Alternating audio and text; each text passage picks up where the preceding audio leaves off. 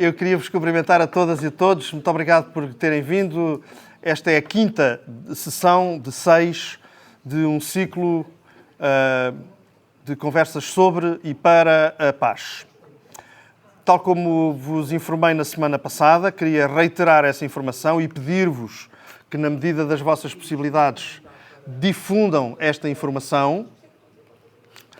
Paulo Duarte Lopes, daqui um bocado, temos sevícias. Então,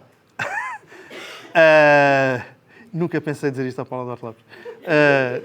Então, eu queria pedir-vos que, na medida das vossas possibilidades, difundissem a informação de que na próxima semana, a última sessão deste ciclo será na quarta-feira, como é normal. Esta, excepcionalmente, é à terça, em virtude de dificuldades da agenda da Cristina.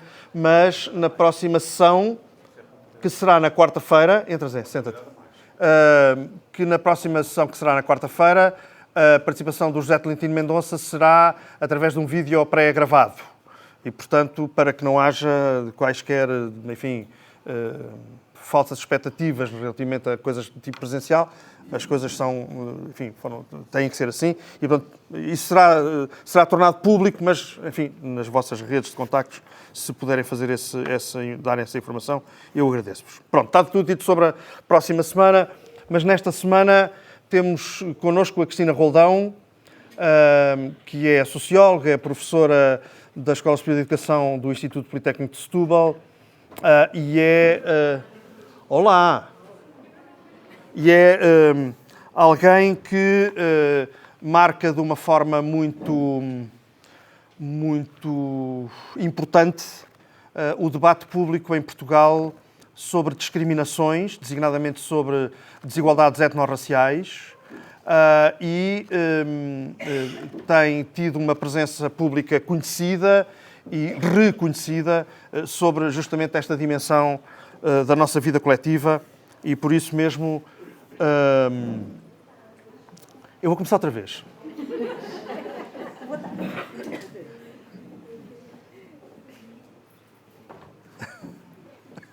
O que é que tu queres, cara? Sim, vou dizer tudo outra vez, tudo. Olá, boa tarde. Desculpa lá, que é lá saber do que só me faltava, agora o quarto de hora académica. Qualquer dia meia hora académica, nem penso. Se for só académica não é mal. Então, ia-vos a dizer que a presença da Cristina Roldão neste ciclo de conversas era uma exigência que nos fixámos, porque justamente na sequência daquilo que temos vindo a conversar nas semanas anteriores, era absolutamente exigível que houvesse uma conversa especificamente centrada sobre a paz como expressão do combate a todas as discriminações. E muito em particular à discriminação etnorracial, de que a Cristina é uma conhecedora e uma crítica com a qualidade que toda a gente reconhece. Pronto, eu quero agradecer muito à Cristina a sua disponibilidade para ter vindo aqui a Coimbra e queria só então dar a informação que há pouco partilhei com algumas das pessoas que estavam presentes, é que naquele quadro e aqui está um QR Code que a Cristina pede que todas e todos possam ler com os vossos dispositivos, incluindo a Clara, a própria Clara, vai fazer o favor de pegar no seu smartphone. E a Sílvia Maeso também, claro. Vão fazer o favor de, com os vossos smartphones, lerem o QR Code que aqui está. Ele dará acesso a um questionário de 9 perguntas que, de acordo com o trabalho, de acordo com a forma como a Cristina planeou esta sessão, é muito importante para ela obter, desde logo, as vossas respostas. E, portanto, pedimos o favor de o fazerem. Pronto, isto dito, volto a agradecer à Cristina e a palavra é tua. Muito obrigado. Olá, boa tarde a todas, a todos. É um prazer estar aqui, agradecer a vossa presença, agradecer o convite ao José Manuel Pureza. E é um gosto estar aqui para falar sobre o racismo em Portugal e este inquérito que trouxe, para além de ser uma forma de tornar um bocadinho mais dinâmica esta apresentação e de estarmos aqui um bocadinho num registro mais informal.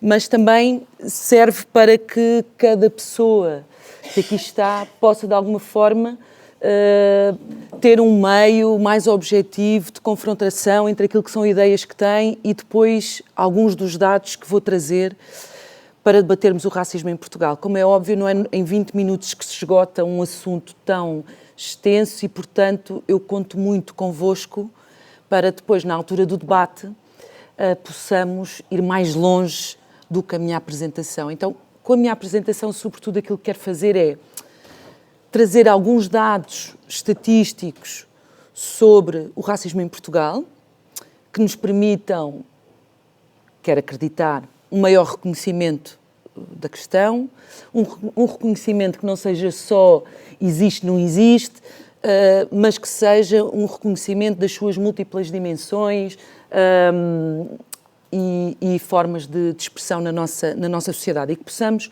através de casos um pouco concretos, ir discutindo também aquilo que são questões mais conceituais, não é? Em termos pedagógicos, diz que isso é bom. Eu não sei se toda a gente já conseguiu responder.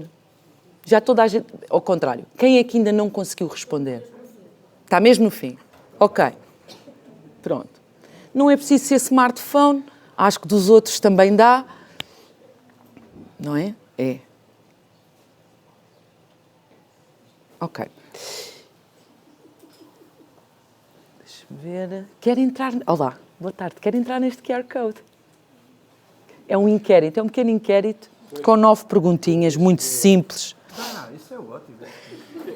É, basta ligar a câmara, apontar... Isso eu sei fazer. Pronto. Tenho aqui um problema com ele. O primeiro é responder. Não, é simples, são coisas com 3 hipóteses de resposta. Tá? Não.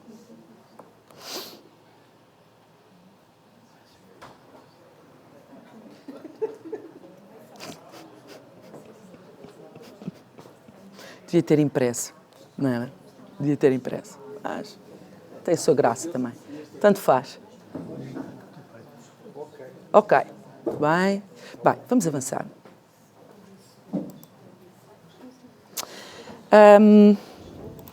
O tema geral destes encontros tem sido a paz, vista de múltiplos prismas, e quando eu recebi este convite, uma das primeiras coisas que me lembrei foi de uma frase muito associada ao movimento antirracista e ao movimento negro, que é de sem justiça não há paz, e por acaso mas faz parte do logo de um dos coletivos mais antigos e mais críticos que nós temos sobre o racismo em Portugal, um coletivo negro, antigo, a Plataforma Gueto, mas é uma ideia que costuma estar muito presente nas manifestações, seja cá o No Justice, No Peace, que é uma coisa que se diz em muitas das manifestações ligadas ao Black Lives Matter, e é esta ideia de que sem justiça social, sem justiça étnico-racial, não pode haver paz, não é?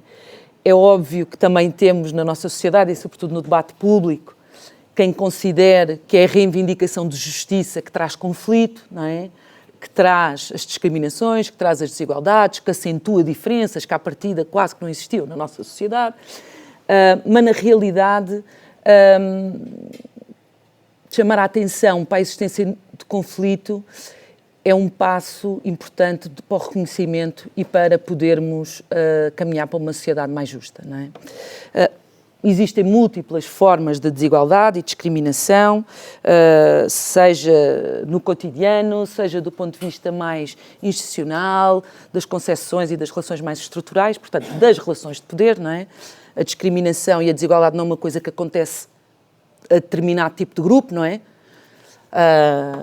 Não são os afrodescendentes que sofrem com o racismo, não são só os ciganos que sofrem com o racismo. O racismo, ele parte de uma relação de desigualdade, independentemente das ideias, das intencionalidades que nós possamos ter, nós chegamos ao mundo em determinado tipo de posição nessas relações, não é? As pessoas brancas têm um conjunto de privilégios imediatamente adquiridos por essa posição que têm. As pessoas negras, as pessoas ciganas, por outro lado, têm sofrem racismo e discriminação por essa condição. E, portanto, e até tentando ser um bocadinho provocadora no e-mail acho que foi o e-mail de ontem, que era, penso que o cartaz onde aparece anunciada esta conversa diz trabalhar com a diversidade. Claro que para mim é logo, não é? Porquê? Porque se nós entendermos realmente o racismo como uma questão que é estruturante, não é? Que tem que ver com a história colonial, que tem que ver com a construção de Estado-nação, com relações económicas a nível global, nós percebemos que para ultrapassar o racismo não é tanto trabalhar com a diversidade, não é? Mas, sobretudo, trabalhar com a branquitude, trabalhar com os grupos que são privilegiados, não é? A maior luta que eu posso fazer, por exemplo, nas questões do patriarcado, sobretudo, junto de homens, não é? E isso faz-me lembrar muitas vezes aquele exemplo em projetos concretos e políticas, não é? Às vezes de intervenção, não é? Sobre as questões do sexismo, não é? Ensinar as mulheres, não é? A autodefesa. Não são as mulheres que precisam de aprender a autodefesa, não é? Os homens é que precisam de aprender a não violentar as mulheres, não é? E por aí em diante. Então, acho que esse é um chip muito importante, não é? E eu discuto muito, eu acabo por dou aulas na Escola Superior de Educação, sobretudo com futuras professoras e educadoras de infância, e portanto a questão da intervenção está sempre muito em cima da mesa. A intervenção, que é política de sala de aula, política de escola, não é? Política de currículo. E esta ideia que pode parecer muito fácil aqui não é, de nos aproximarmos, depois na prática, quando estamos a pensar políticas, quando estamos a pensar estratégias, lá vamos nós, não é? Trabalhar com a diversidade, não é? Ou trabalhar com os grupos que já são discriminados quando a relação de poder está no outro lado. Espero que já tenham todas e todos respondido ao inquérito, porque agora queria trazer alguns dados, não é, que nos dão um bocadinho o espelho, não é, do racismo na sociedade portuguesa. São dados de fontes oficiais, algumas delas internacionais, outras nacionais, e que permitem-nos confrontar, não é, com uma certa ideia que vamos tendo sobre a sociedade portuguesa. Conseguem ver bem? Sim, ótimo. Sobretudo, não é, quando pensamos... Quer dizer, quando olhamos para a história portuguesa e para o seu envolvimento naquilo que é a construção, não é, das relações económicas, das relações de poder a nível mundial, Portugal tem uma participação muito grande naquilo que foi a escravatura transatlântica de pessoas negras. Foi o maior daquilo que são os cálculos que hoje podemos ter e aconselho-vos a pesquisar um site que é o Slave Voyages, onde se vai fazendo uma contabilidade dentro do que é possível, não é? Portugal está com cerca de 40%, esteve envolvido em cerca de 40% do tráfico das pessoas que foram escravizadas, de longe o país que mais esteve envolvido nesse tráfico.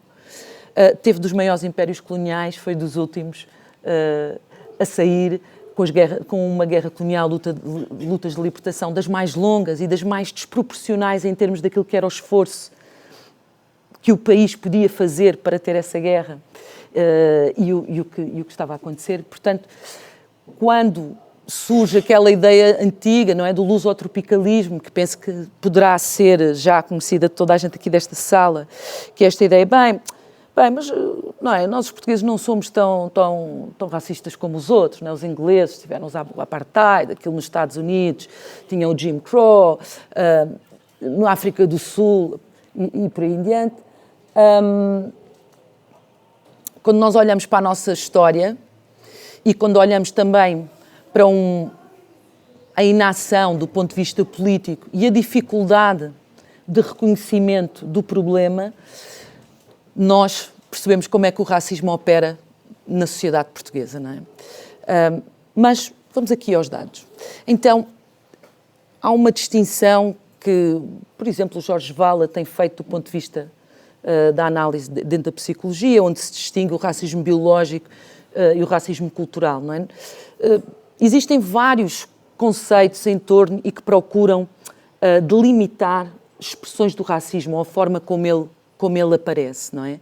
Nem todas elas convivem bem do ponto de vista teórico, mas, do meu ponto de vista, todas elas são interessantes para podermos ter uma porta de entrada. Depois podemos discutir se é o conceito melhor, se não, e por aí em diante. Mas o racismo biológico seria a ideia de que existem grupos que são naturalmente biologicamente superiores ou inferiores a outros, não é? E esta é uma pergunta que surge no European Social Survey, aqui com dados de 2014-15, mas já a seguir vamos ver dados mais recentes, só para termos uma ideia da evolução. E Portugal surge, e claro, é um tipo de racismo, não é? Que fundado em ideias, a ideia do racismo científico, outro nome, chavão, não é? Que permitiu a legitimação da escravatura e também do trabalho forçado, não é? Como sabem, aquela ideia de que Portugal foi pioneiro na abolição da escravatura, não só não é real, como ela só irá, nós nem tivemos propriamente um movimento abolicionista em Portugal, ela só irá efetivamente acontecer assim que é garantido a transição para o trabalho forçado. Não é? Portanto, assim que foi possível transfigurar isso em trabalho forçado naquilo que era o espaço colonial. Então, Portugal surge com perto de metade, mais de metade da população inquirida, dados representativos, não é? A acreditar que sim, que existem grupos étnicos que são naturalmente superiores e inferiores a outros. Do ponto de vista do racismo cultural, o Jorge Vala fala disto, dizendo, bem, depois da Segunda Grande Guerra Mundial e com toda a crítica, não é? E toda uma espécie de sanção àquilo que foi um discurso racial em torno da questão judaica e tudo isso, a ideia de raça vai ser suprimida no ponto de vista das políticas, mas também do ponto de vista de um discurso, não é? Da sua aceitabilidade, e há como uma espécie de transfiguração para um racismo cultural, em que se diz, ora bem, não, as pessoas, do ponto de vista biológico, somos todos iguais, mas depois há culturas, não é, que são superiores a outros, como se fosse uma espécie de reacomodação, não é, desse tipo de um racismo mais antigo, não é, que seria esse, o científico ou o biológico. Não é? E Portugal aparece aqui outra vez, com cerca de metade da população, achar que sim, que existem culturas superiores a outras. Não é? Mais recentemente, isto são dados que nos fazem, que põem muito em causa, não é? Toda uma narrativa, como estávamos ainda a falar há pouco, lusotropicalista, quer nas suas roupagens mais antigas, não é? A ideia, a missão civilizadora, histórica dos portugueses e a sua capacidade intercultural, e as suas novas roupas, que é a ideia do Portugal muito acolhedor, das comunidades imigrantes, com uma grande capacidade, não é? de acolhimento. Não é? E aqui, estes são dados mais recentes, estes são de 2018-19, do European Social Survey também, e aqui, como podem ver, por exemplo, do ponto de vista do racismo cultural, cerca de 67, 70, 80, quase 80% acha que há culturas por natureza mais civilizadas do que outras, não é só a ideia do civilizado. Também é bastante problemática. Outras, que há grupos étnicos ou raciais que, por natureza, não é, do ponto de vista, e aqui outra vez a questão do biológico, são mais trabalhadores ou são mais inteligentes. Não é? Então, este índice que aqui vem, de 62%, esta infografia vem de uma notícia feita pela Joana Gujão Henriques no Público, e é interessante que estes dados sejam trabalhados mais ao nível dos jornais do que propriamente ao nível dos relatórios da Comissão para a Igualdade e contra a Discriminação Racial, onde nada disto aparece, não é? E ela faz este trabalho de compilação. Este 62% é a contabilidade de todas as pessoas que responderam a pelo menos, que concordam a pelo menos numa destas questões, não é? Portanto, este dado vem de um relatório que se chama Being Black in Europe, que é da Fundamental Rights Agency, também não aparece nos relatórios da Comissão para a Igualdade e contra a Discriminação Racial, e aquilo que diz é que cerca de 26% das pessoas negras em Portugal viram no último ano alguns dos seus familiares ou amigos serem discriminados pela sua origem étnico-racial. Vocês viram que fiz-vos perguntas que têm a ver com estes dados, que é para depois fazerem match com as coisas. E vão receber no vosso e-mail a síntese das vossas respostas, tá? Outra questão era o quão difundido está o racismo contra pessoas ciganas, não é? E aqui os dados também são bastante graves, não é? Com cerca de 60% da população a considerar que o racismo está bastante difundido. Portanto, há esta ideia de que Portugal efetivamente tem um nível de ciganofobia elevado. Aqui, outro relatório da Fundamental Rights Agency em que questiona não pessoas brancas ou pessoas em geral sobre o que é que pensam sobre o racismo ou a incidência do racismo, mas que questionam as próprias comunidades racializadas, aqui pessoas ciganas. E pergunta se nos últimos meses as pessoas se sentiram discriminadas, se as pessoas ciganas se sentiram discriminadas em áreas essenciais da vida, portanto, no trabalho, na habitação, no acesso às instituições do Estado. E aquilo que vemos é que, e tem também aqui um dado de evolução, é que de 2021 para 2016 aumentou bastante o número de pessoas, ou a percentagem de pessoas ciganas que se sentiu discriminada, e subiu de 47 para 62. Já em 2016 já era um número bastante elevado face a estes países que estamos aqui a comparar, e aqui podemos comparar só com esta média europeia, mas em 2021 realmente as coisas, não é, ganham outras proporções. A ciganofobia, ela tem um lastro grande na sociedade portuguesa, e já vamos falar um bocadinho sobre manuais escolares e sobre a forma como a comunidade cigana, ora é totalmente invisibilizada, ora é totalmente transformada, não é, num estereótipo e numa espécie de culpados por um conjunto, não é, de falhas do sistema, e temos partidos que se aproveitam, obviamente, disso, não é, e forças de extrema-direita que se aproveitam disso, mas é importante, e neste debate sobre o racismo acho que é importante termos esta questão presente, que é uma coisa é a forma como determinadas forças de extrema-direita ou fascistas se aproveitam do racismo que existe na sociedade portuguesa para poder ter uma frente de batalha, de diferenciação, de conquista de votos. E isso é claro que é terrível, é claro que traz desafios específicos, mas isso não é propriamente a mesma coisa do que o racismo no nosso cotidiano, que as pessoas ciganas vivem. E também não é bem a mesma coisa do que o racismo institucional ou estrutural. E claro que aquilo que vos trago hoje é um bocadinho uma conversa sobre isso. E já agora gostava que se recordassem do que é que responderam quanto à percentagem que vocês imaginam que é a população cigana na sociedade portuguesa, e que o confrontem com aquilo que nós sabemos. Não há recolha de dados étnico-raciais, essa também é uma questão que nós vamos conversar um bocadinho, mas das estimativas que temos, corresponde a cerca de 0,5%, mais ou menos 0,5% da população. E é interessante como um grupo com uma dimensão tão reduzida do ponto de vista numérico tem tanta visibilidade e tão negativa do ponto de vista mediático e do ponto de vista político, não é? E essa discrepância diz-nos muito sobre a manipulação, não é, do nosso imaginário sobre a comunidade cigana. Alguns resultados sobre queixas, apresentação de queixas por discriminação racial e depois o que é que acontece, não é? Estes são dados que vão desde 2005, 2006 a 2021,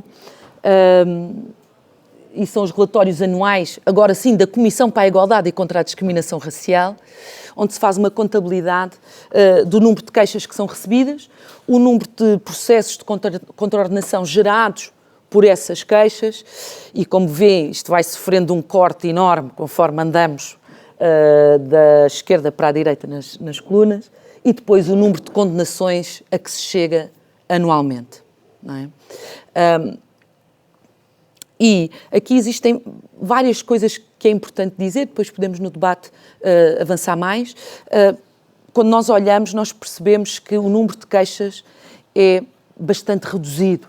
E aqui nós temos, e já agora dizer também, não é? Eu tive a oportunidade de fazer parte do grupo, tenho que o dizer para vocês saberem também, não é? Fiz parte do grupo de trabalho para a introdução da pergunta étnico-racial nos censos e fiz também parte do grupo de trabalho para pensar o Plano Nacional de Combate ao Racismo. Isso não me vincula, não estou de acordo com tudo o que aí está, mas permitiu-me também ter acesso a alguma discussão sobre isto e, claro, através de leituras também. Não é? E aquilo que nós percebíamos é o número de queixas está muito abaixo. Imaginem, 60% da população cigana diz que foi discriminada no último ano, então nós devíamos ter aqui muito mais queixas. Se 20% das pessoas negras em Portugal dizem que alguém da sua família sofreu discriminação, estes números deviam ser muito altos, não é? Muito mais altos do que isto. E isto tem que ver com a falta de confiança nas instituições por parte das pessoas que sofrem discriminação e quando nós olhamos para estas colunas nós percebemos porquê. Não é? O facto do racismo não ser considerado crime público, o facto de a moldura legal do racismo tender a estar associada à ideia de intencionalidade, à ideia de extrema-direita organizada, faz com que depois estes processos acabem por não levar a lado nenhum. Eu tenho a sorte de ter aqui na sala a Sílvia, Maeso, a Daniel também, que têm trabalhado estas questões através de num trabalho recente sobre que é o estado do racismo em Portugal, onde aprofundam estas questões e espero que elas entrem no debate sobre isto. Então, quando olhamos, se alguém quiser fazer aí o cálculo, tiver uma calculadora, se nós quiséssemos fazer uma percentagem, arriscar uma taxa bruta, não é, de sanção do racismo na sociedade portuguesa, nós teríamos que fazer, não é, uma divisão entre 3 dividido por 181 vezes 100. Alguém está a fazer isso? Não, não é? Ninguém está a fazer, vou ter eu que fazer. Pronto, agarro aqui. Quanto é que acham que é? Eu devia saber de cor, não era? Eu sei que é praticamente nada. Dá 1,7%.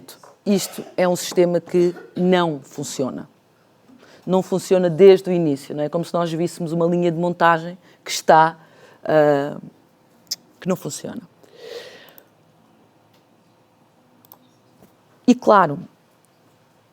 Mas será que, para além, imaginem que até se mudava a moldura legal no sentido de os custos judiciais poderem ser menores, de ser do ónus da prova ser colocado de outra forma, de a questão da intencionalidade também ser mais alargada ou de não estar tão vinculada à concepção de racismo à ideia de extrema-direita organizada. Se nós conseguíssemos fazer essas alterações todas, estava resolvido?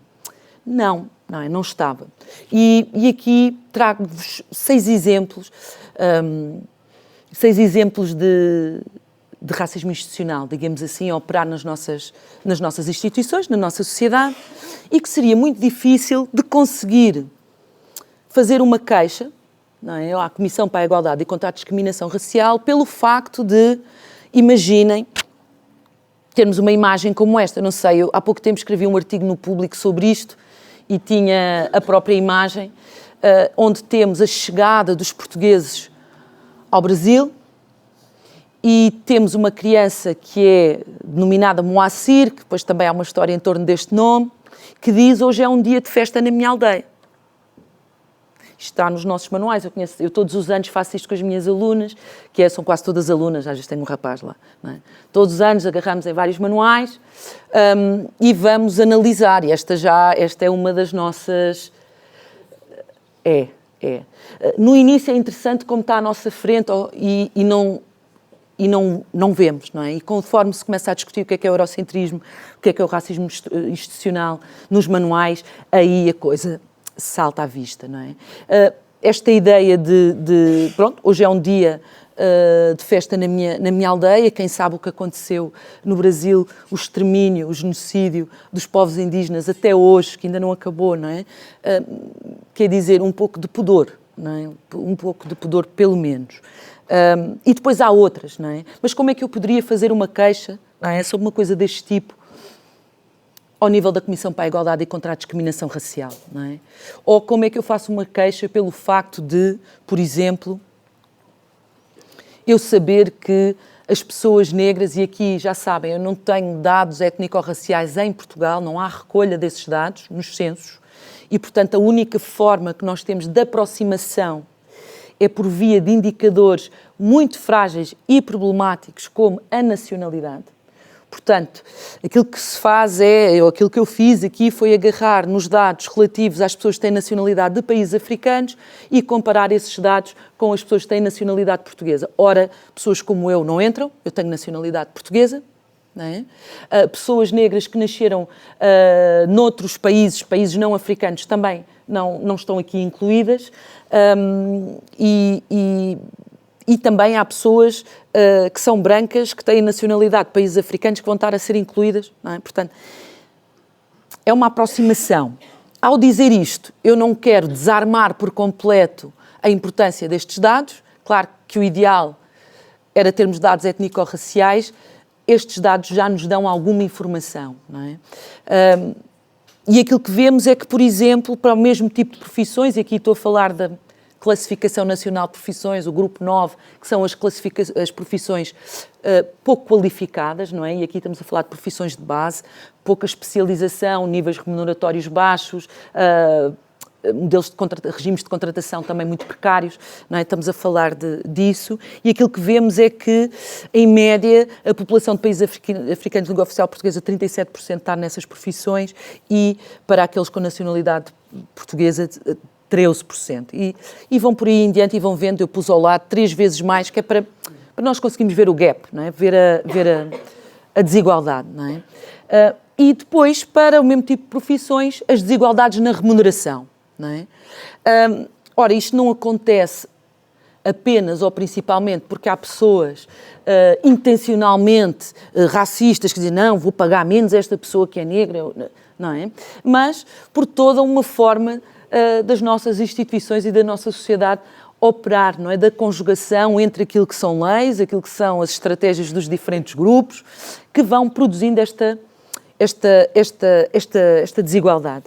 Nas profissões de topo, e aqui também é interessante, não é? A desigualdade ainda é maior, portanto já não é 3 vezes mais, e aqui 3 vezes menos, aqui já é 4 vezes mais, e esse é um fenómeno, não é conhecido, não é? Que é quanto mais, às vezes temos a ideia de que quanto mais se sobe, não é?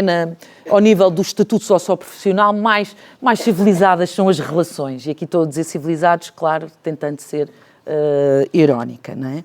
Mas não é assim. Não só há uma maior desigualdade no acesso a essas profissões, como quando chegam, a desigualdade é maior do ponto de vista remuneratório, não é? Agora, aqui um dado, podem depois continuar a olhar, há aqui 2 dados que para mim são particularmente preocupantes. Um tem que ver com os alojamentos não clássicos e, portanto, aqui são todas as formas de habitação que não reúnem condições de dignidade habitacional, não é?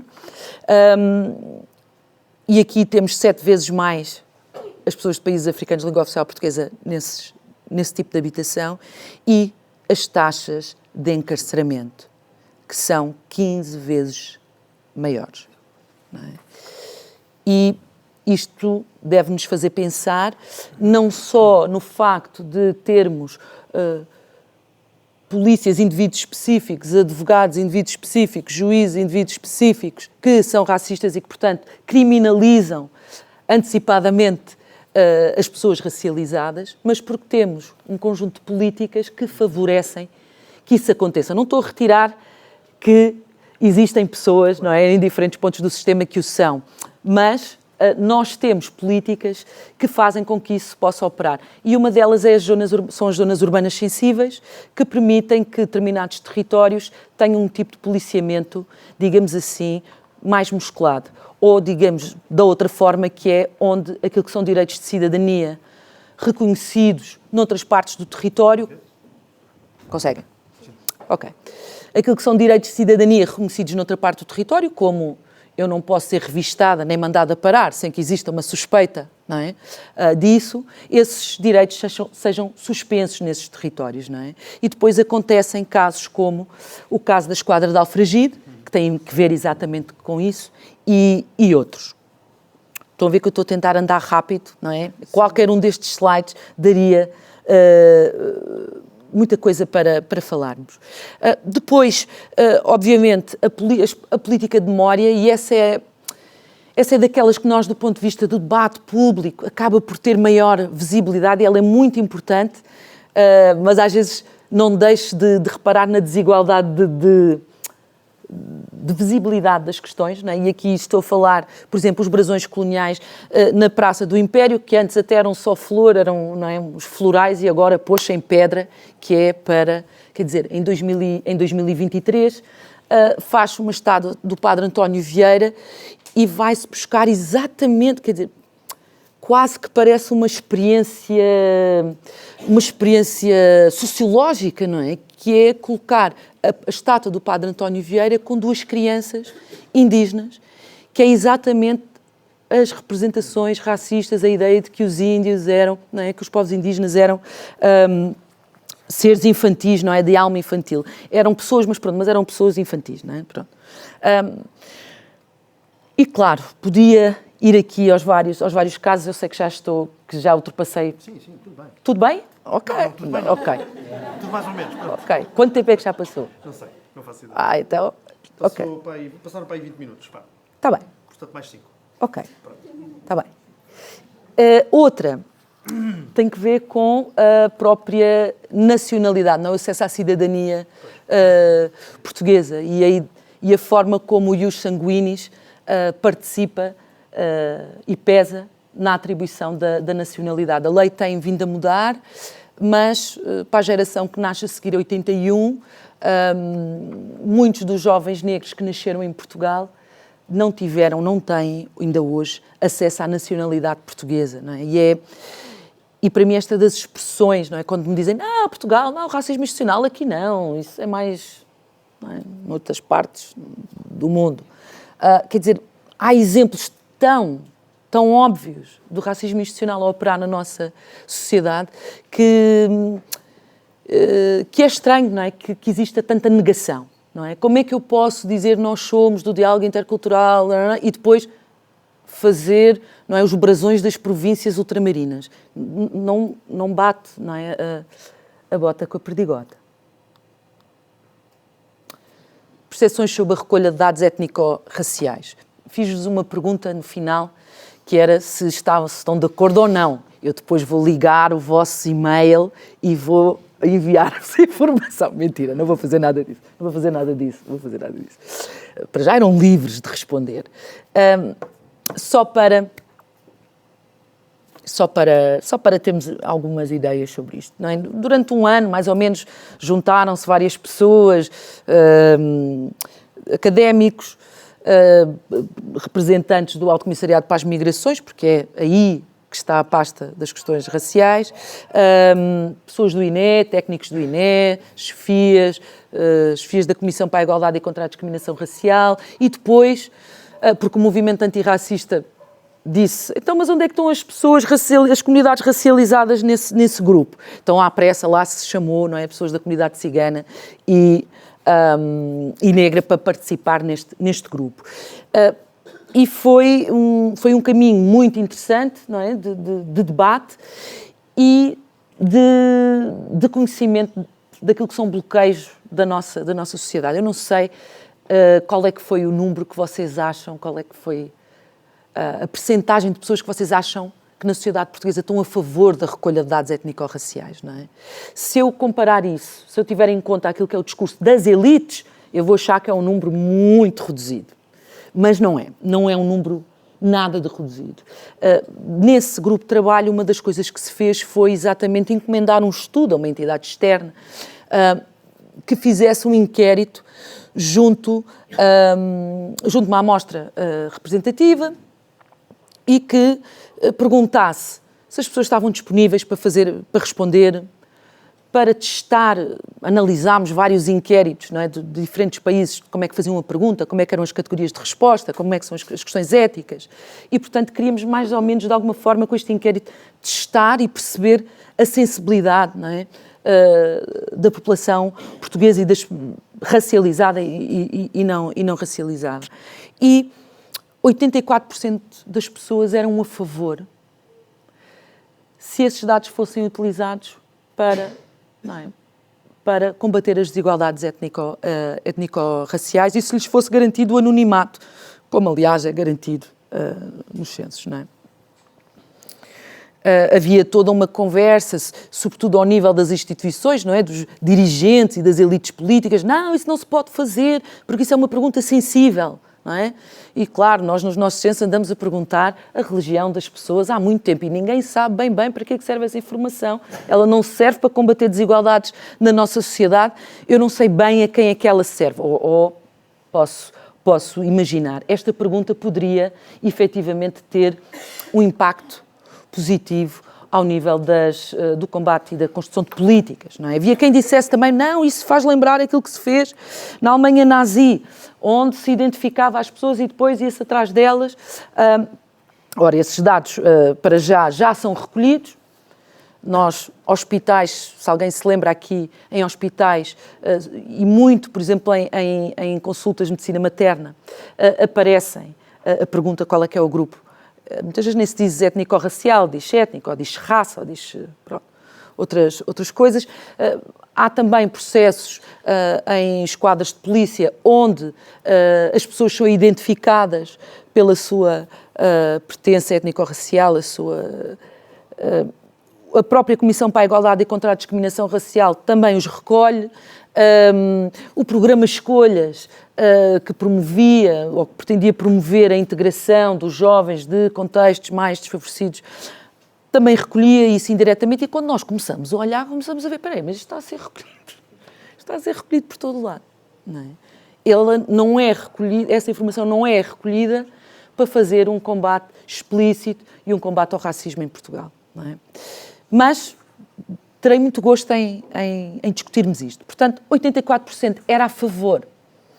E, claro, nós já sabíamos naquela altura, o grupo foi em 2019, nós já sabíamos mais ou menos que era este número. Eu estava a fazer esta cara assim de que pessoa que ficou surpreendida, mas nós já sabíamos. Porquê? Porque o Eurobarómetro tinha feito a mesma pergunta em Portugal e noutros países, alguns anos antes, e dava um número parecido, 70% a favor da recolha de dados étnico-raciais nos censos, para combater. Agora eu vou ver se aqui, nesta sala, também temos 70% a favor.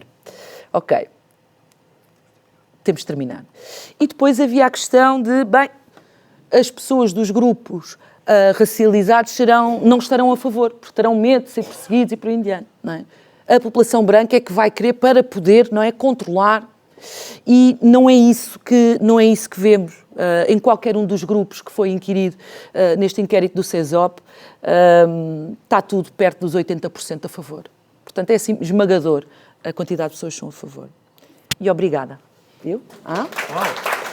Já está. Agora devia ver o inquérito, não era? Sim, como é que vais fazer? Vou projetar. Fingi que tínhamos acabado. Mas isto ela já trazia de casa. Já trazia de casa. Está a carregar. Ora bem, mas podemos ir avançando com o debate e depois vamos espreitando os gráficos. À medida que eu vou falando, isso vai aparecendo e depois abrimos o debate, como sempre fazemos. Eu queria dizer 3 coisas breves na sequência do que a Cristina nos foi dizendo. Fui tomando notas e, portanto, isto sairá assim uma coisa um bocadinho desorganizada. Peço a vossa compreensão para isso. Primeiro, eu ouvi a Cristina falar daquilo que é a experiência de avesso da paz cotidiana em que vive um conjunto grande, muito grande, de pessoas, neste caso em Portugal, mas poderíamos multiplicar isso por todos os países. Ou seja, acho importante dizer que a intervenção inicial da Cristina mostra uma das tantas guerras que há dentro da paz. E, portanto, a noção de que há muita gente, a maior parte das vezes invisibilizada enquanto grupo social, e que tem um cotidiano marcado por profunda discriminação, por profunda violência, violência de todo o tipo, não apenas violência simbólica, mas violência física, não é? Institucional, muitas vezes, e essa experiência cotidiana contrasta com o discurso de que vivemos, neste caso em Portugal, e podíamos, volto a dizer, replicar isto para outros países, para muitos outros países, para todos os países. Isso contrasta com o discurso de que vivemos num país em paz, de que a situação, do ponto de vista das liberdades, é uma situação garantida, etc, etc. Portanto, o racismo e a ciganofobia de que a Cristina aqui nos falou, como era suposto que acontecesse, é essa experiência cotidiana de uma privação de paz corrente, digamos assim, para um número particularmente grande de pessoas. E isto leva a uma outra coisa que eu acho que esteve aqui a pairar sem se explicitar, mas que eu desajeitadamente explicitaria, que é o discurso da paz, o discurso sobre a paz é um discurso sempre feito a partir de uma determinada posição na sociedade, não é? Como todos os discursos. E, portanto, o discurso sobre a paz, o discurso que qualifica uma determinada condição como se estando em paz, é um discurso feito por alguém, num determinado contexto, para algum propósito, etc. Não estou a dizer se é mentira, se é verdade, só estou a dizer que é a expressão de um ponto de vista de alguém que fala. E isso frequentemente dá origem à ocultação da realidade de outros grupos sociais. E, portanto, este mecanismo de catalogar, de dizer, de qualificar, é tanto um mecanismo de qualificação quanto de ocultação. E eu acho que isso é muito importante. E no fundo, muitas das quantificações que a Cristina aqui nos trouxe partem precisamente dessa situação que é de ocultação, invisibilidade, enfim, por aí vamos. Pronto. Para mais, sem sanção, que era aquilo que a Cristina a certa altura disse, isto tudo é sem sanção, ou seja, depois são os números da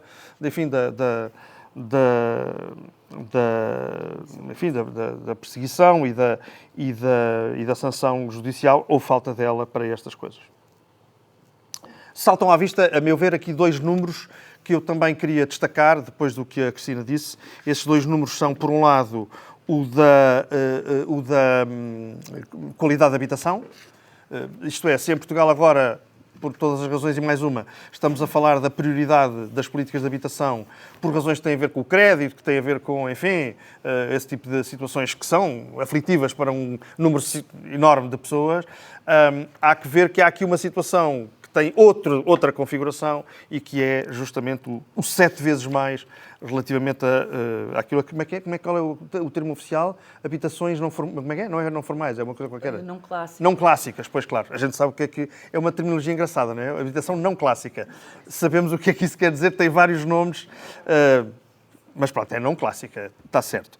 Mas sobretudo aquilo que impressiona, e eu acho que é muito marcante, para mim pessoalmente, devo dizer, é uma realidade absolutamente impressionante, que é a da taxa de encarceramento de 15 vezes superior àquela que não atinge as comunidades racializadas. Eu acho que isso é um dos retratos mais evidentes da realidade que existe em Portugal nesta matéria e que mostra qual é uma das respostas sociais dominantes que é dada a este fenómeno. É encarcerar. E, portanto, responder a um cotidiano violento com a sanção mais violenta que é encarcerar. E, portanto, eu acho que isso é muito revelador da nossa realidade e creio que não é outra coisa senão trabalho pela paz, esse de desocultar. Este era o segundo ponto que eu queria trazer. É um dos aspectos que esteve mais marcante na intervenção e no pensamento que a gente vai conhecendo da Cristina, e que é justamente este desafio à desocultação da realidade, não é? Da realidade que está disfarçada, que está invisibilizada, não é? Ou seja, desocultar a história ocultada, desmontar o discurso do país acolhedor. Eu acho absolutamente extraordinário, devo-vos dizer, que continuemos a aceitar de bom grado um discurso benigno sobre a nossa condição de país, do ponto de vista do acolhimento de migrantes, refugiados e do ponto de vista digamos assim, do modo de relacionamento com comunidades racializadas. Esse discurso contrasta, bem o sabemos, com um cotidiano que é, vezes demais, completamente no avesso desse discurso que gostamos de usar sobre nós próprios. Finalmente, para terminar, queria só dizer uma coisa que é da minha própria experiência também e que é a seguinte. Durante 7 anos eu trabalhei no Parlamento. Não gosto muito de falar sobre isto, mas pronto, agora vem a talho de foice. Durante 7 anos eu trabalhei no Parlamento e todos os dias entram e saem do Parlamento por volta das 6 da manhã, 5h30, 6 da manhã, cerca de 2 a 3 centenas de mulheres que são quem faz a limpeza do Parlamento. São centenas. Não estou a exagerar. São 2 a 3 centenas, depois têm turnos, naturalmente, mas entre as 5h30 e as 8 da manhã entram, creio eu, que 2 turnos e são 2 centenas e meia de mulheres que entram naquele Parlamento. São quase todas, de uma forma esmagadoramente maioritária, afrodescendentes. E é uma realidade completamente invisibilizada no Parlamento. Completamente.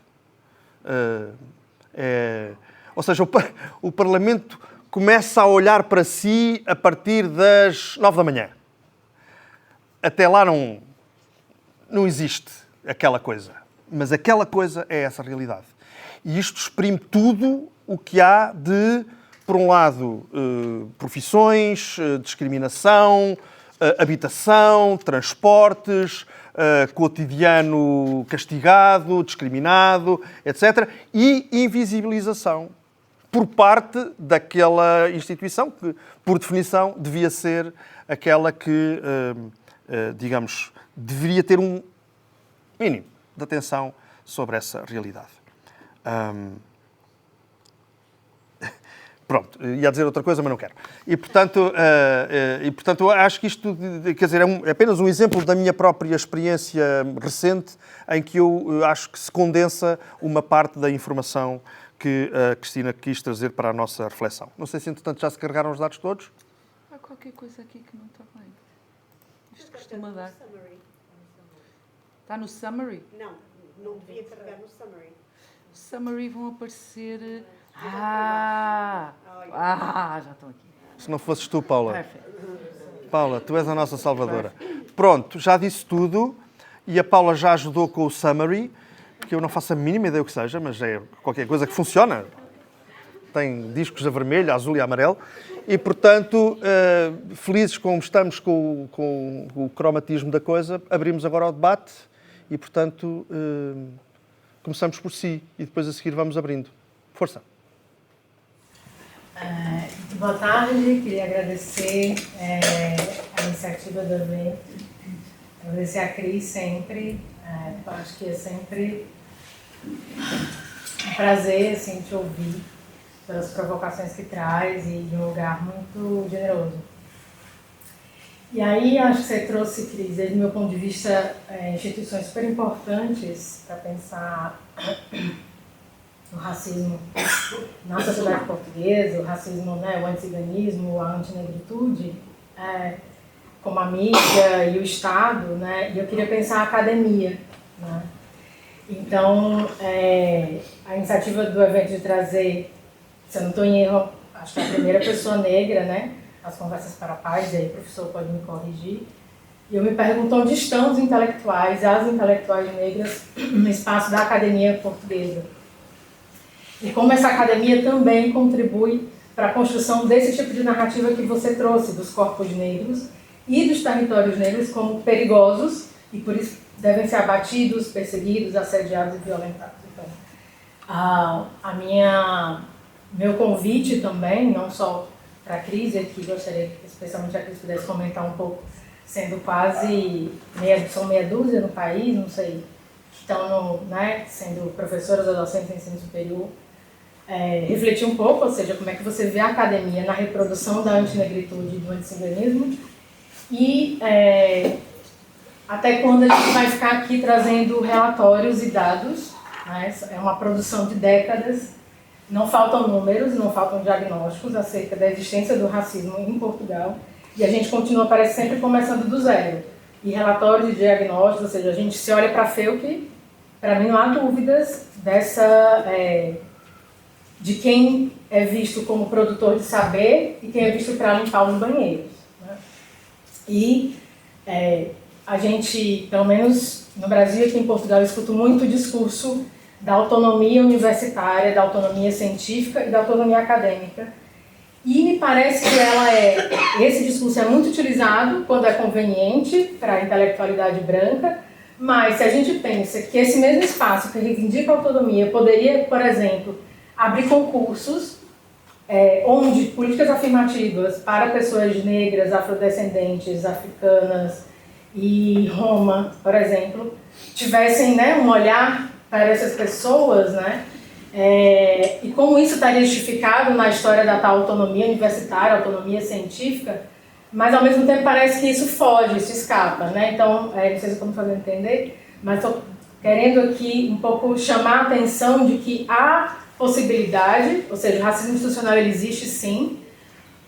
O que eu estou querendo aqui pensar junto com quem está aqui em que medida a gente contribui para a perpetuação desse racismo, por exemplo, olhando para o espaço da academia, né? Que, enfim, desfruta dessa autonomia e tem, né, de um certo ponto de vista, produções e está com as mãos, tem muitos relatórios, análises, enfim, acessa muito conhecimento e poderia estar inaugurando esse debate e esse tipo de política pública, como é a política afirmativa, no contexto português.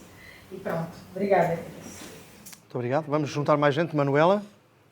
Eu sou branca, como me parece, mas a minha avó materna era macaense e a minha mãe nasceu em Macau. Curiosamente, ou não é curiosamente, tem a ver com as questões dos juros sanguíneos e essas coisas, o meu avô só registou os filhos depois de voltar para a metrópole quando a minha mãe tinha 4 anos. Porque os filhos as crianças nascidas nas colónias eram consideradas portugueses de segunda. Quando eu vim morar para Coimbra, tinha perto de 14 anos, praticamente não tinha convivido com pessoas nem negras, nem de outros grupos étnico-raciais. E em Coimbra, os negros que eu encontrei eram estudantes e investigadores e, portanto, não achei, e não havia uma comunidade negra nos arredores da cidade como havia em Lisboa. E, portanto, eu não achei que em Coimbra houvesse racismo contra os negros, mas havia racismo contra os ciganos, que continuaram a ser guetizados. E eu fiquei com curiosidade de perguntar à Cristina se era possível vir a ter posições comparativas, por exemplo, do grau de condenação dos crimes de racismo relativamente ao grau de condenação dos crimes contra as mulheres e a percentagem, porque ali eram só os de nacionalidade dos PALOP, de incluir os ciganos na população prisional. Porque, por exemplo, e perguntar ao Pureza se daquelas mulheres que limpavam o Parlamento haveria eventualmente alguma cigana. Juntamos mais? Ou não? Teresa, ainda juntamos a Teresa. Sim, Teresa. Duas coisas, uma eu, outra os outros. A primeira é que eu sou estruturalmente racista. E porquê? Porque me deparo, se vou à noite num sítio, vem um tipo negro no passeio de um lado e vem um branco no outro, eu deparo-me numa situação de medo mais facilmente a passar para o passeio de onde veio o branco. E eu não tenho nenhuma razão para isto, a não ser alguma coisa que na minha educação me fez assim. Bom, por isso eu não digo que não sou racista, porque eu não consigo, ou melhor, eu agora já paro para conversar comigo, digo, seja estúpida, mas sou eu que vou a conversar comigo a dizer, não tens razão para isso, avança, avança. Epá, às vezes, assim mesmo apertadinha. Mas eu acho que eu tenho que dizer isto, quer dizer, isto para mim, e eu lido com todo esse pessoal. Isto é a primeira coisa que é uma declaração pública que eu tenho que fazer. A segunda é esta. Eu trabalhei 42 anos com ciganos. E era professora, felizmente aposentada, e de uma alforria profissional que sabe bem a todos e que eu consigo, mas tirando este parênteses, queria dizer que durante este tempo todo eu nunca, e estou-vos a dizer isto com toda a certeza, nunca tive nenhum aluno que não tivesse pais ou avós presos. Mas eu tive alunos que, quando perguntavam a profissão do pai ou da mãe, anos seguidos, estava sempre preso. Alguns nunca conheceram. Eu tive, por exemplo, alunos que, aos 18 anos, tiveram a primeira saída precária do pai ou da mãe e que, pela primeira vez, iam conviver como família, que não durava sequer muito, porque nenhum deles estava habituado a isto. Portanto, a mim gostava de pôr esta questão, que é, para estes miúdos jovens adultos, a normalização desta situação de cárcere como estado de vida futuro, naquilo que eu conheço deles, muitas vezes delineou o futuro deles também. Isto é, mais dia menos dia, está lá o meu pai e a minha mãe, mais dia menos dia vou eu, mas é assim, isto é a nossa vida. Como duas questões. Primeiro, como é que é possível quebrar este ciclo?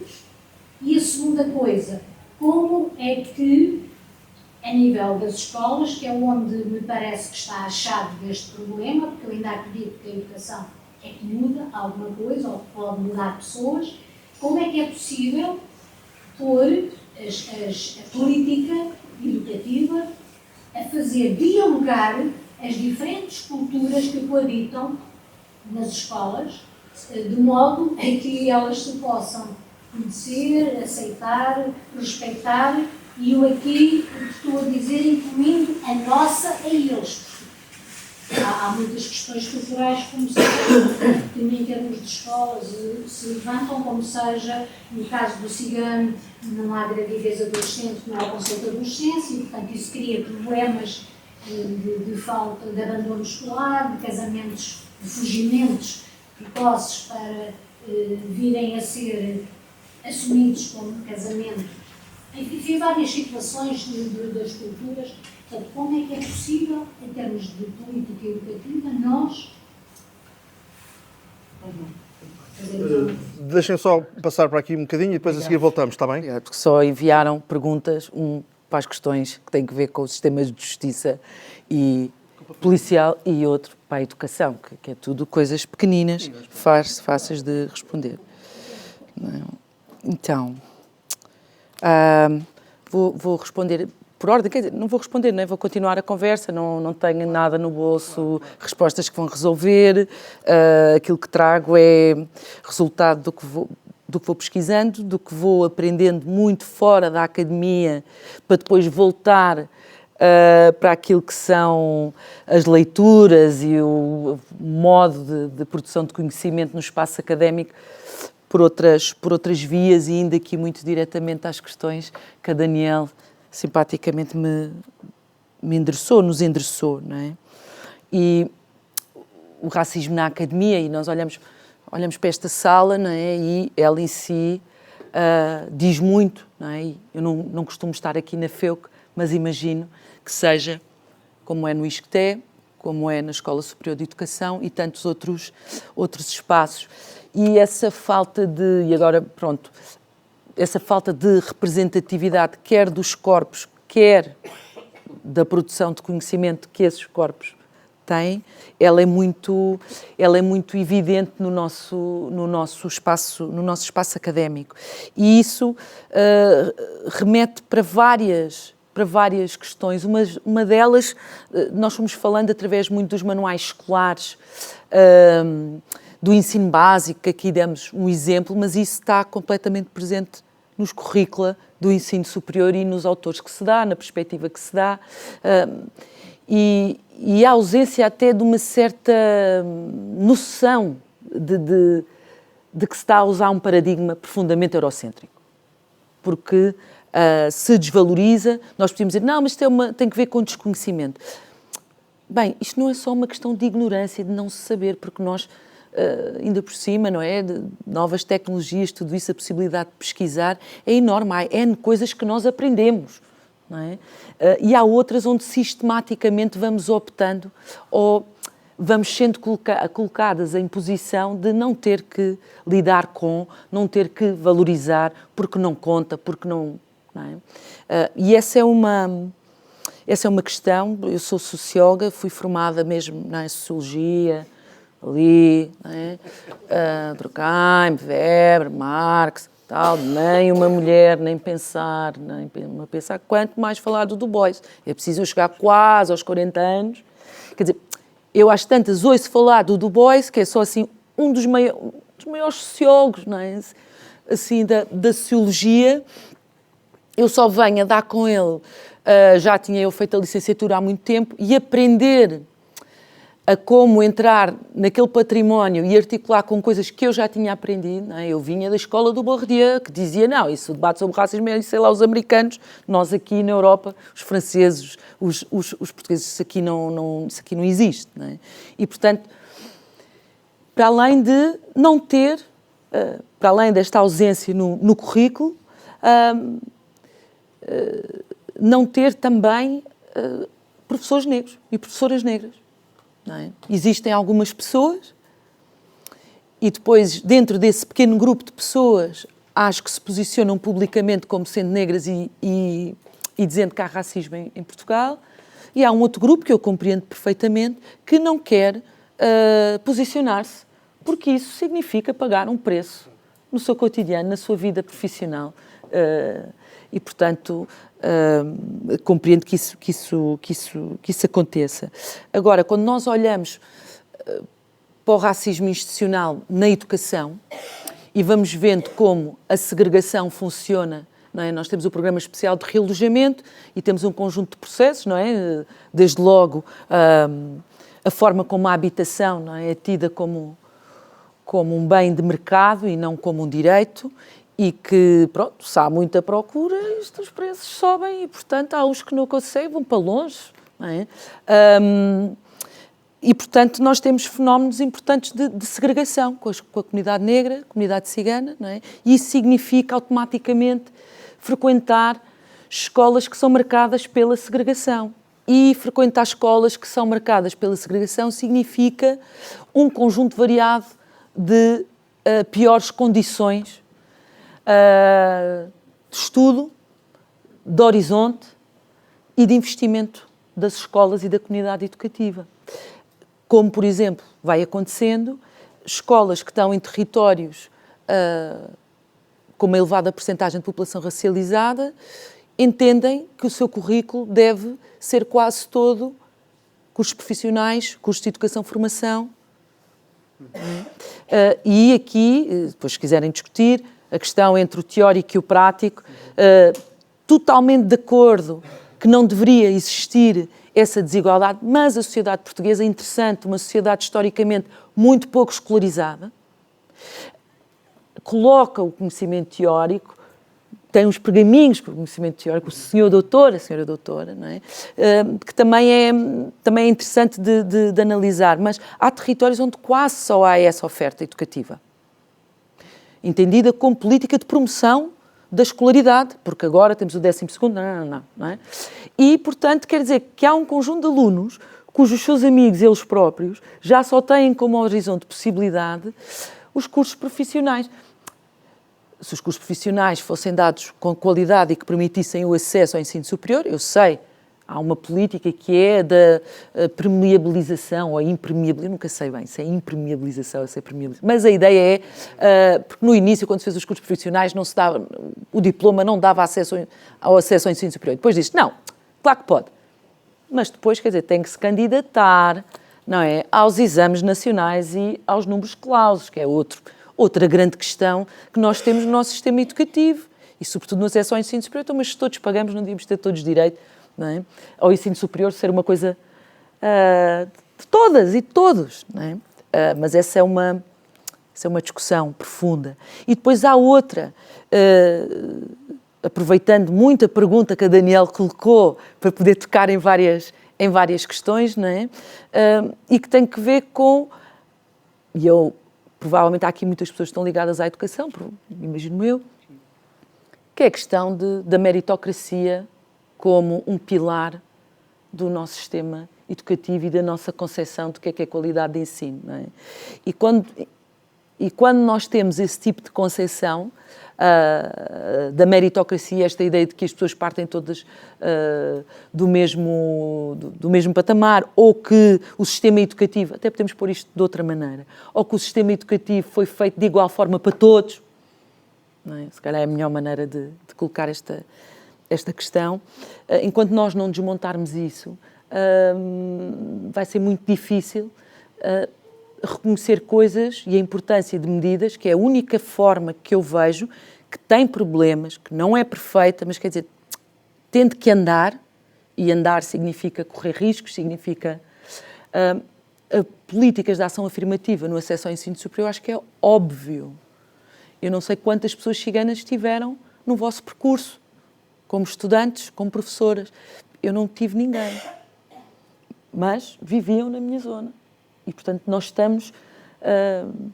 e isto, um bocadinho para falar sobre também aquela expressão do trabalhar com a diversidade ou trabalhar com a branquitude, não é? E isto é muito mais sobre uma pedagogia da abdicação do privilégio para uma sociedade dominante do que propriamente o ir ajudar os que não têm acesso, a coitadinhos terem acesso, não é? A ideia é que todos nós possamos dizer que a nossa sociedade é mais igualitária e que nós participamos disso, que nós não fazemos parte, não é, daqueles que usurpam aqueles que deviam ser todos. Isso é que devia ser o nosso grande motor, não é?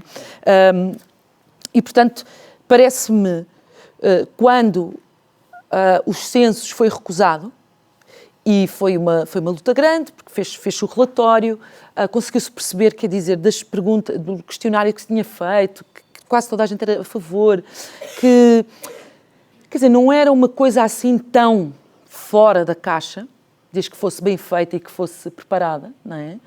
E que tivesse as diferentes comunidades envolvidas.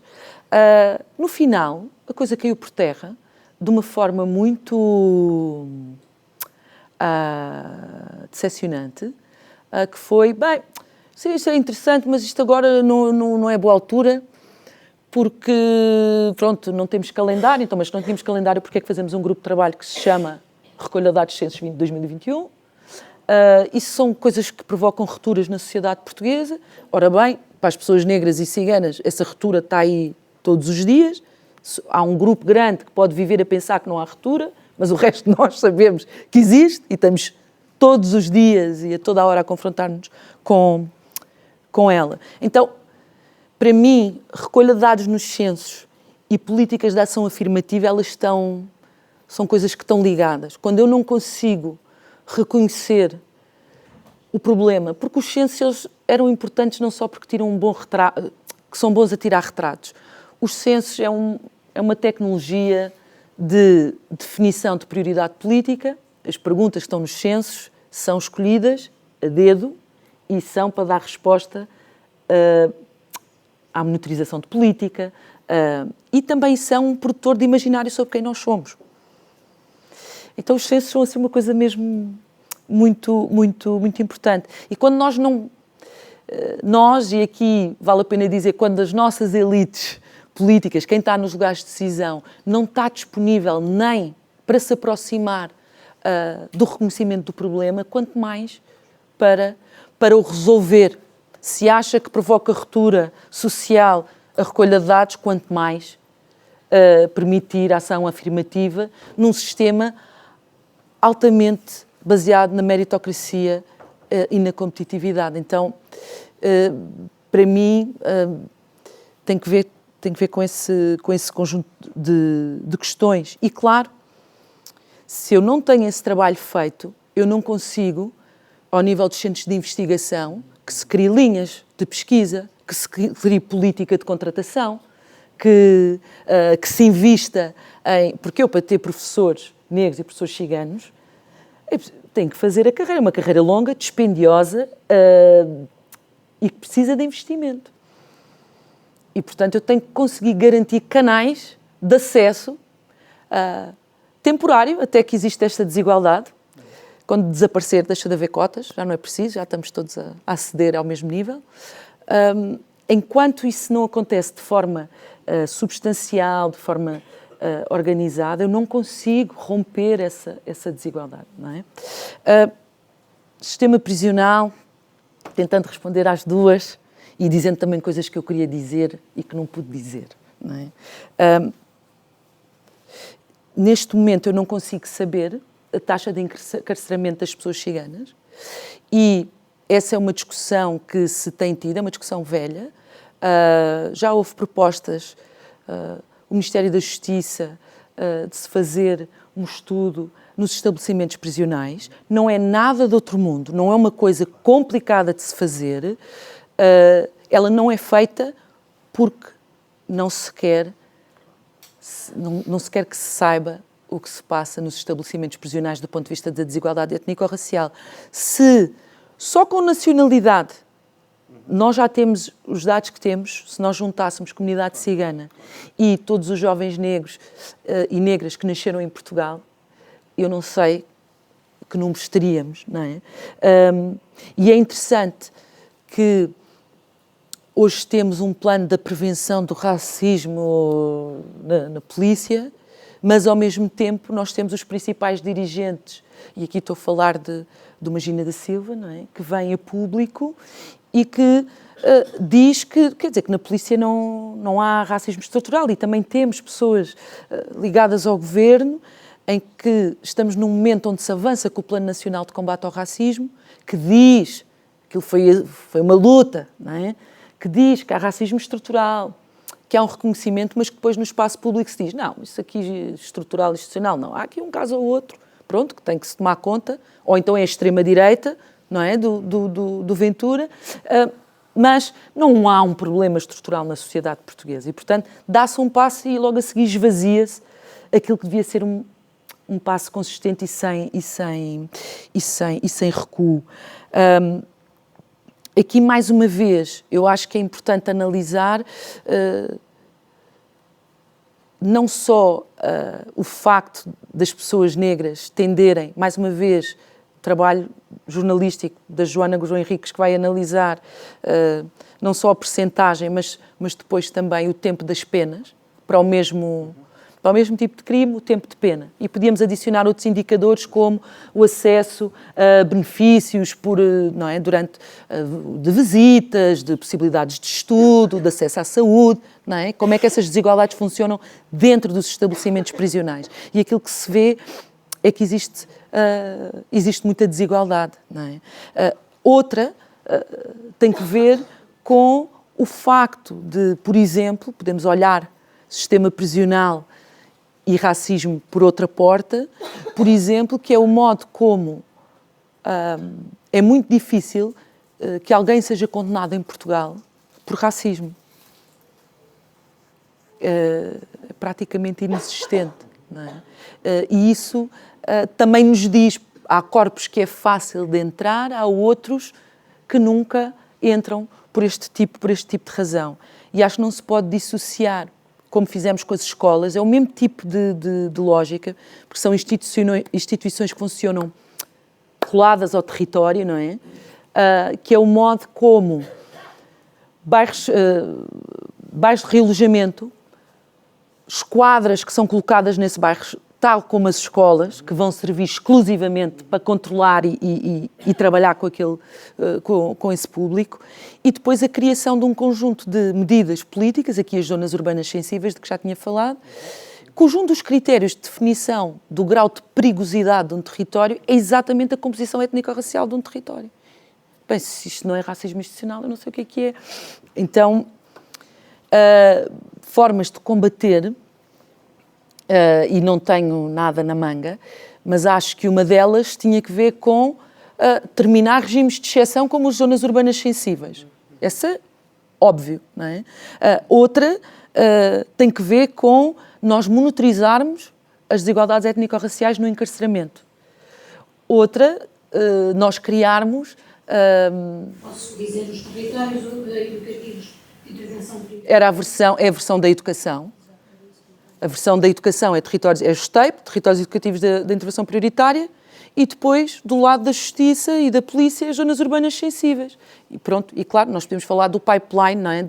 O tubo, o túnel que liga estes dois sistemas, não é? Que é uma espécie de a mão direita do Estado e a mão esquerda do Estado, e como determinados corpos vão atravessando essas instituições pelo seu lado mais violento. Deixamos mais um bocadinho para algumas perguntas, pode ser? Sim, claro. Pronto. Certo. Então ainda há mais uma ronda e depois não há mais. Portanto, há aqui uma pergunta, há ali outra, e há mais a do Zé João, e pronto, e já não há mais. Acabou-se. Eu vou ser muito breve.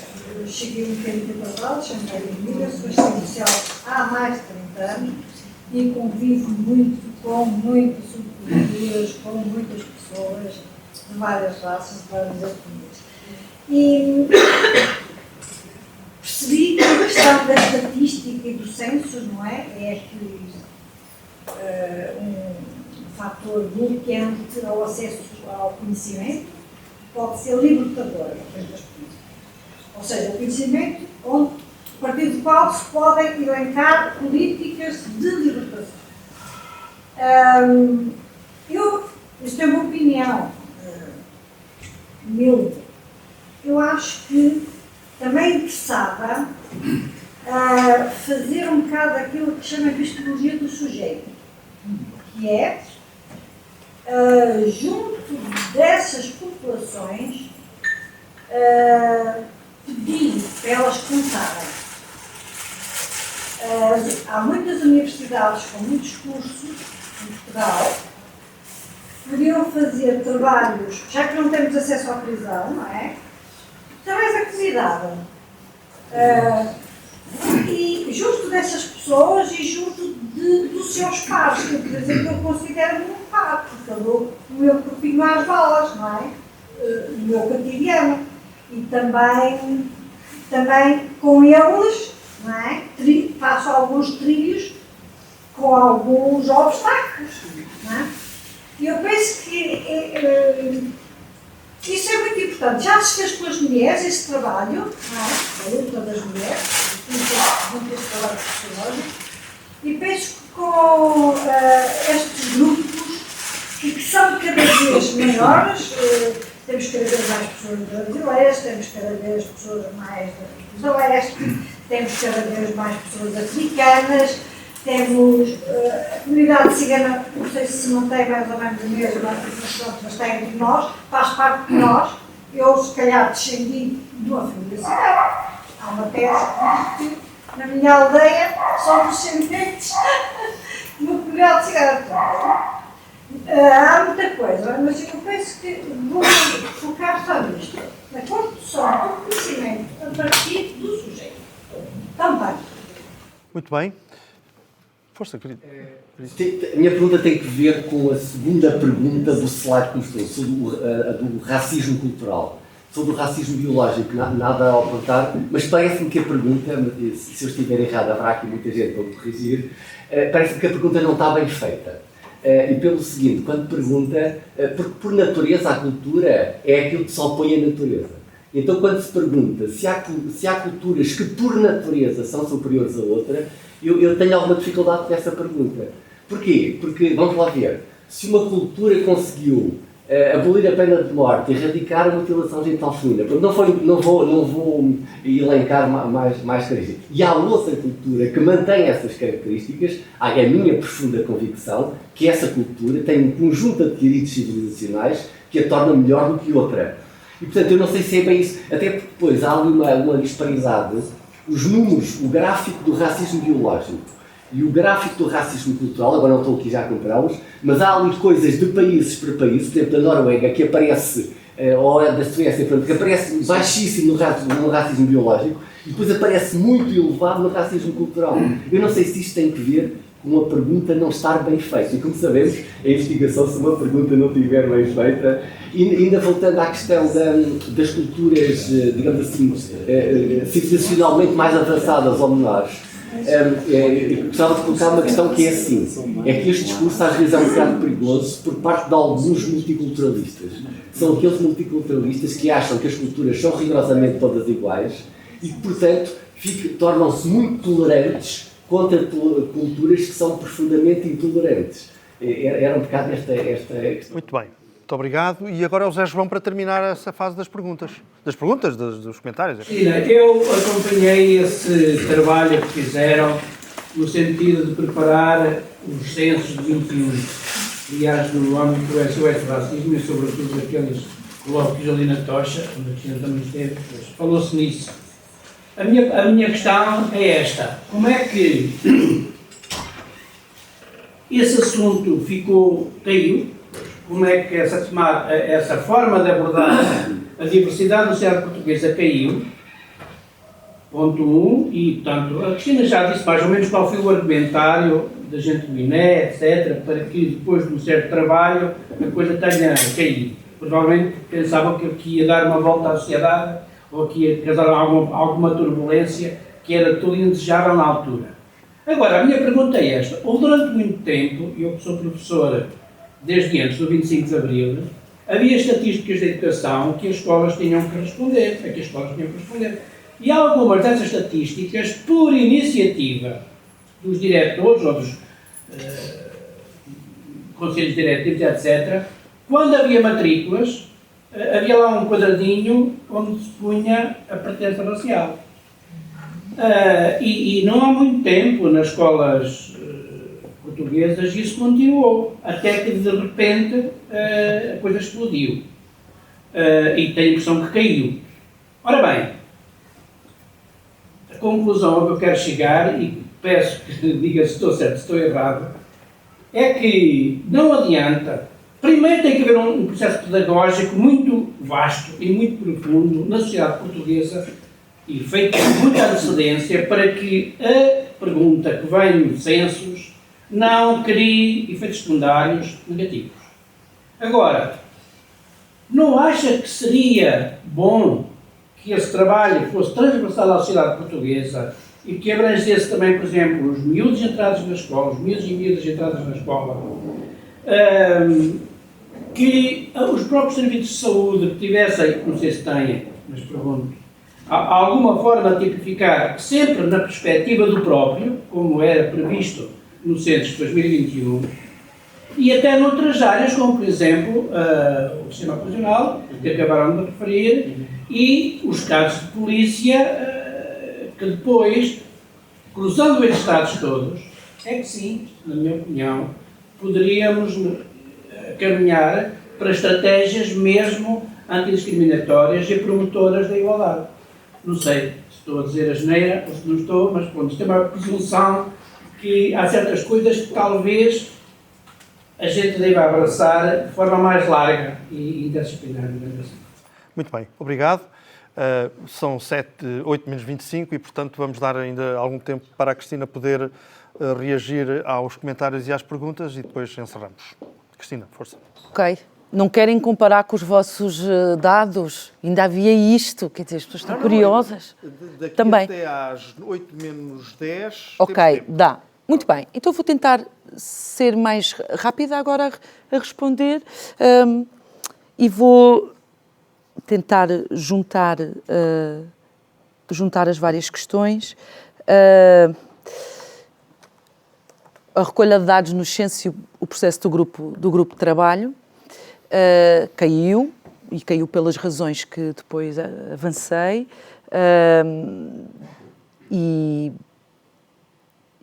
e parece-me que aquilo resultou, ou o desejo, ou a necessidade de fazer esse grupo de trabalho resultou de um conjunto de pressões do ponto de vista quer internacional, organizações internacionais que pressionavam Portugal a ter algum tipo de monitorização, algum tipo de inquirição sobre isso, e por outro, e sobretudo, dos movimentos sociais em Portugal que colocaram isso, e há muito tempo que colocam isso em cima da mesa, como um passo essencial para o reconhecimento. E quando digo reconhecimento, mais uma vez, não é só porque se tira um retrato estatístico, é o reconhecimento da importância do problema e é o reconhecimento do caráter estrutural. Porquê?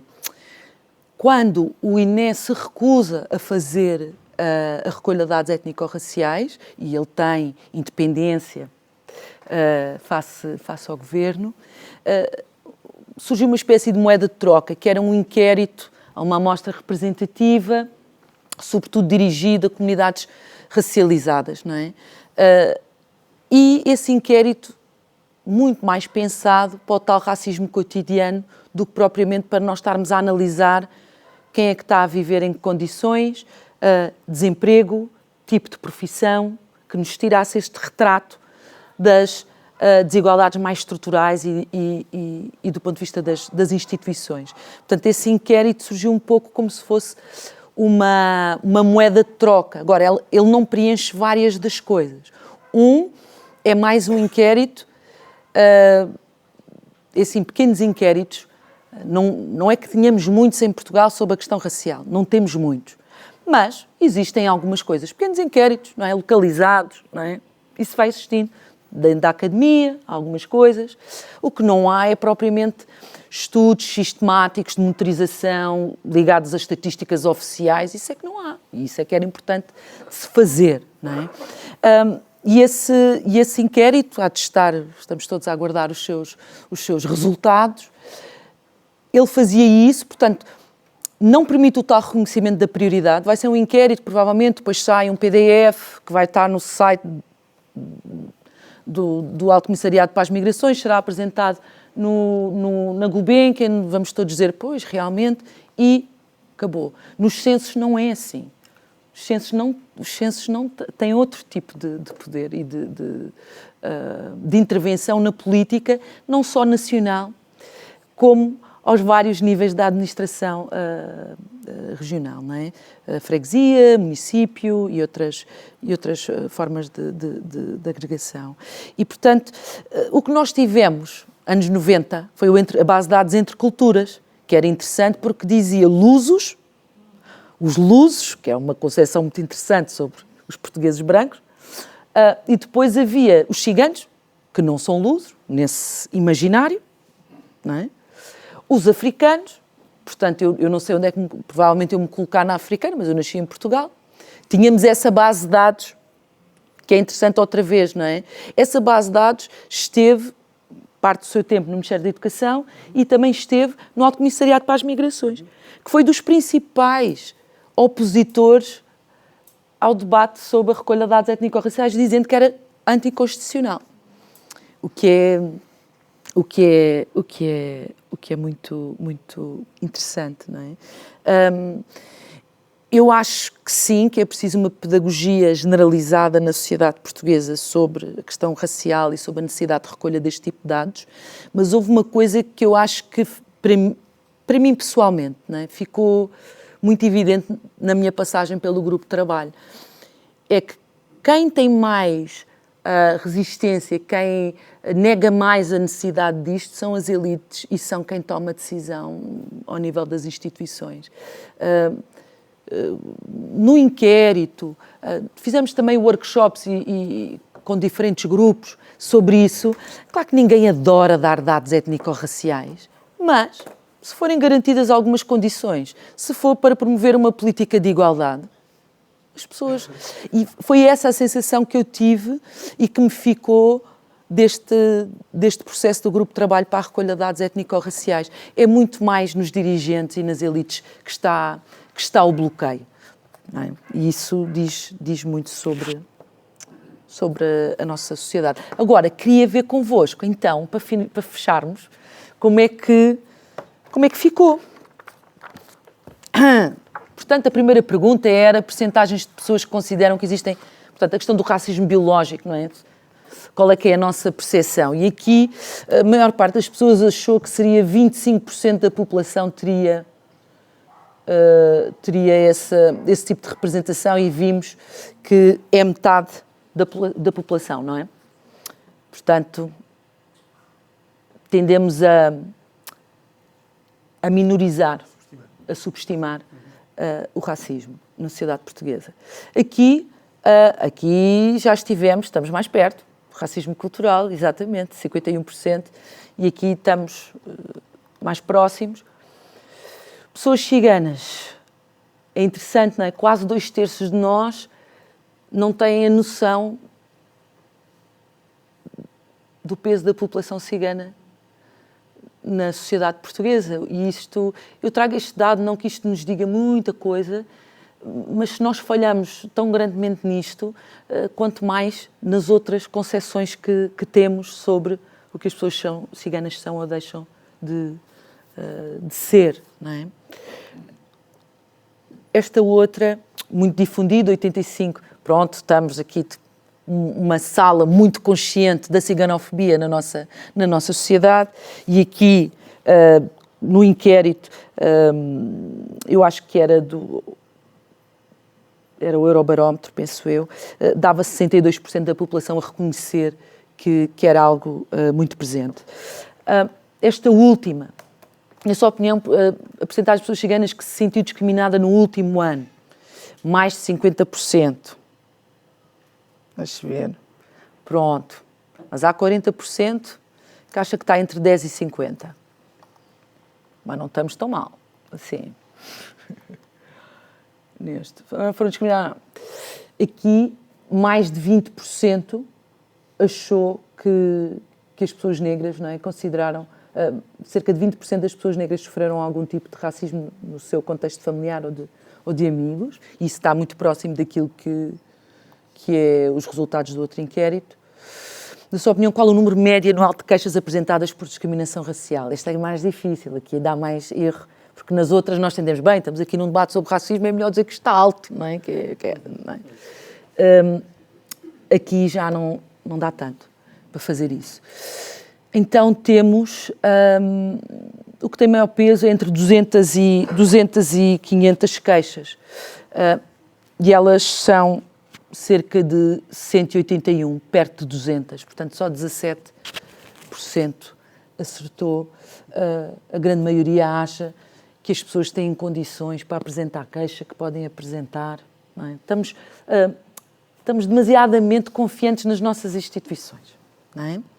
Por um lado, às vezes tendência para minorizar, e outro, não é? Achar que nós conseguimos dar resposta.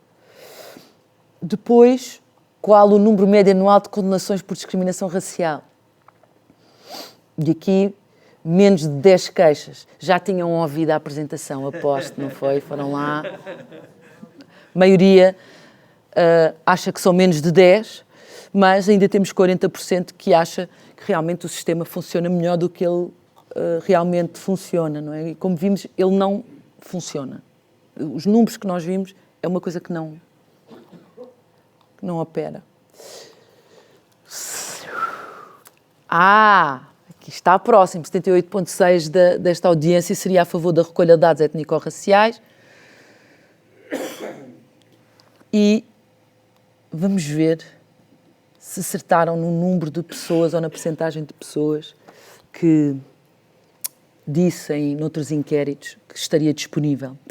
Portanto, mais de 70%. Portanto, a maior parte de nós desta sala subestimámos o número de pessoas da população portuguesa que estariam disponíveis a responder aos censos, a responder uma pergunta étnico-racial nos censos. É isso. Obrigada. Queria, para terminarmos, queria só dizer... Depois já batemos palmas, está bem? Porque senão parece que é para mim e eu não quero. Então... Não, mas eu não quero. Então... Era para ser para mim. Agora, antes... Está bem.